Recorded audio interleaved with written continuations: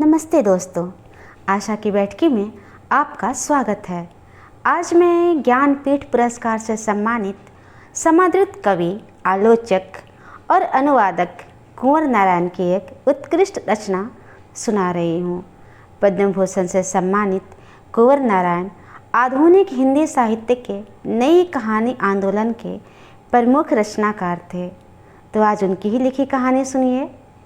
कहानी का नाम है सीमा रेखाएं। तो सुनिए कहानी आशा की जुबानी। एक बार ऐसा हुआ कि दो देशों के बीच सीमा रेखा यानी विभाजन रेखा अचानक कहीं खो गई। खासा वाद विवाद, लड़ाई झगड़ा, मारा मारी थी उसको लेकर सब एकाएक थम गया।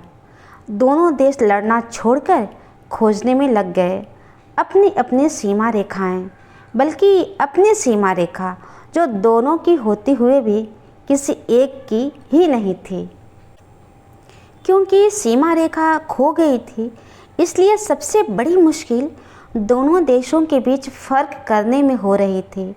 दोनों का रंग रूप एक, रहन सहन एक, जमीन आसमान एक, पहाड़ नदियाँ जंगल एक, वेशभूषा तक एक, रक्त का रंग एक, शरीर की बनावट भी एक। सीमा रेखा के खो जाने वाला हादसा उस समय हुआ जब उसी सीमा रेखा को लेकर दोनों देशों के बीच घमासान लड़ाई चल रही थी। उसके गायब होते ही लड़ाई को रोकनी पड़ी और दोनों ही देश लड़ना छोड़कर लड़ाई की जड़ यानी सीमा रेखा को खोजने में जुट गए। इतिहास से शुरू किया तो पता चला कि अभी कुछ ही वर्षों पहले तक वह कहीं थी ही नहीं। कुछ लोगों का शक हुआ कि भीषण गोलाबारी में कहीं वह नाजुक सी सीमा रेखा ही तो नहीं हलाल हो गई। लेकिन ऐसा अगर हुआ होता तो कहीं उसकी लाश तो मिलती। एक लाश मिली तो जरूर, पर इतनी क्षत विक्षत हालत में कि उसे पहचानना ही मुश्किल हो गया। कुछ उत्साही और जानकार लोग सीमा रेखा की तलाश में पुरातत्व में भी गए। वहाँ हाल और भी बुरा था। दो देशों के बीच तो क्या, वहाँ किन्हीं भी देशों के बीच कोई भी सीमा रेखा नज़र नहीं आ रही थी।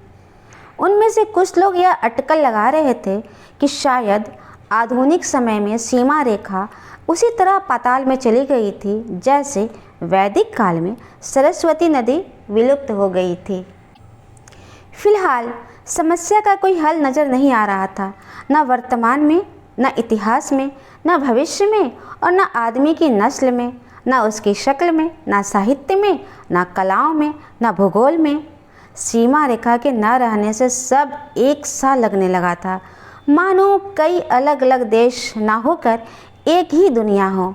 सबसे बड़ी दिक्कत यह थी कि साफ साफ पता ही नहीं चल रहा था कि कौन किसके विरुद्ध है। सब एक दूसरे के पक्ष में लगते थे और जब यह ना पता चले कि कौन किसके खिलाफ है, मानव जाति की सबसे बड़ी पहचान उसके हजारों साल पुराने योद्धा रूप का ही लोप होता जा रहा था। युद्ध और संघर्ष जैसे महाकर्म का अभिप्राय ही घपले में पड़ गया लगता था। बिना संघर्ष की प्रगति कैसे हो? संघर्ष क्या रुका कि मानव जाति की प्रगति ही रुक गई थी। विकास के अनवरत क्रम में दिल दहला देने वाली बाधा उत्पन्न हो गई थी। संघर्ष और संहार के अपार और अपराजेय साधनों का आविष्कार, निर्माण और वितरण करने वाले तमाम संस्थानों और कारखानों के लिए संकट पैदा हो गया था, जिसका विपरीत प्रभाव उन्नत और अनुन्नत देशों पर एक साथ पड़ रहा था। उनकी आर्थिक व्यवस्था डवाडोल होने लगी। लड़ाइयाँ अगर किसी भी वजह से रुक गई तो मनुष्य जाति का विनाश अवश्य संभावित था। पृथ्वी अगर बच भी गई तो किस काम की? जिन घने जंगलों, वीरानों, दुर्गम पहाड़ों वगैरह से होकर सीमा रेखा गुजरती थी, वहाँ उसे हर वक्त दृष्टि में रखना वैसे भी हमेशा ही मुश्किल रहा था। और अब जब वह खो गई थी या दिखाई नहीं दे रही थी, उसे ढूंढ पाना लगभग असंभव था। सबसे बड़ी मुश्किल पैदा हो गई थी उसे ढूंढने वालों की भीड़ भब्बड़ की वजह से, जो सीमा रेखा के न रहने से दोनों देशों के बीच इतनी आज़ादी से आ जा रहे थे मानो अब दो नहीं, दोनों मिलकर एक ही देश हो गए हों। यहाँ तक कि दोनों देशों के बीच मेल मोहब्बत और शादी ब्याह तक का सिलसिला शुरू हो गया था।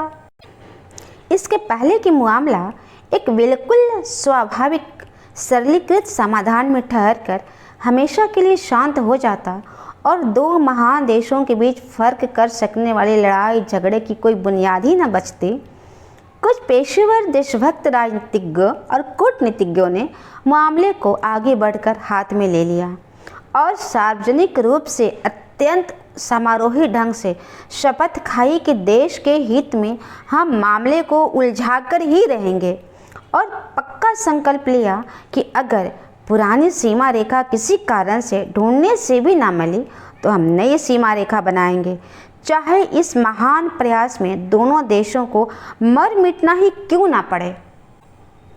इस मर मिटने वाले नारे का लोगों पर कमाल का प्रभाव पड़ा।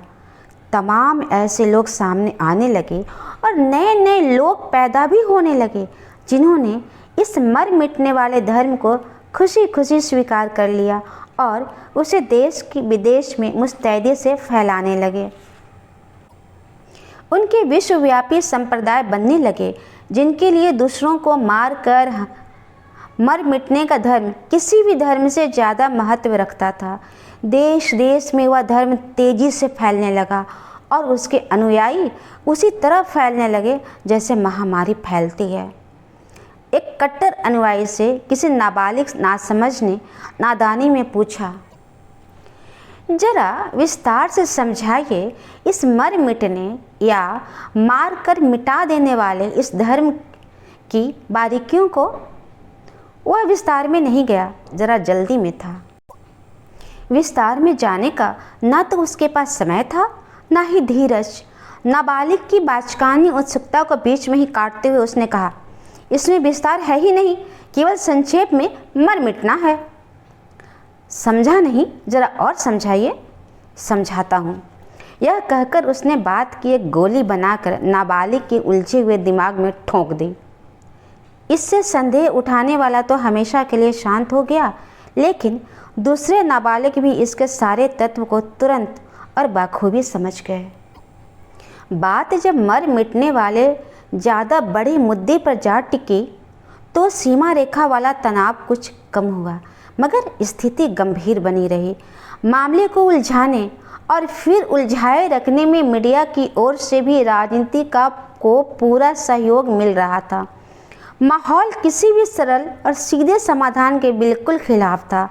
महायुद्ध तक हो सकता था, क्योंकि मर मिटाने वाले धर्म को बचाए रखना जरूरी था। सारी दुनिया विस्फोट के एक नाजुक बिंदु पर बैठी सोच रही थी कि अचानक खबर उड़ी, खोई हुई सीमा रेखा मिल गई। वह जमीन पर नहीं, एक नक्शे में छिपी बैठी थी, जैसे बिल में सांप। अब सीमा रेखा नहीं, वह नक्शा विवाद का विषय था जिसमें वह मिली थी।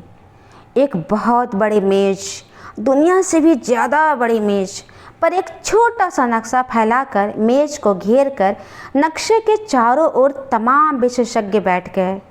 नक्शे में तमाम सीमा रेखाओं की इतनी ज़बरदस्त गिचपिच थी कि पता ही नहीं चलता था कि कौन सी रेखा किस देश की या किस जाति की सीमा रेखा थी। एक साधारण व्यक्ति से लेकर पूरी मानव जाति तक की सीमा रेखाओं का एक ऐसा महाजटिल महाजाल फैला हुआ था कि उसके नीचे पूरी पृथ्वी लगभग ढक गई सी लगती थी। देशों में ही नहीं, अब तो घर घर में हर व्यक्ति परेशान था दो के बीच एक सही सीमा रेखा की तलाश में। सिर्फ बच्चे खुश थे जो नहीं मानते किसी भी सीमा रेखा को। वे उड़ रहे थे हवा में, असीम में रंग बिरंगे गुब्बारों की तरह, अपने पीछे सीमा रेखाओं को टूटे हुए धागों की तरह लहराते। इतिश्री। उम्मीद करती हूँ आपको यह कहानी अवश्य पसंद आई होगी। ऐसे ही साहित्यिक कहानियों को सुनने के लिए कृपया इस चैनल को सब्सक्राइब कर लें, लाइक करें, शेयर करें अपनों को और कमेंट तो अवश्य ही करें। हमें लगता है हमें पता चलेगा आपको कहानी कैसी लगी। कमेंट करके बताइए। धन्यवाद।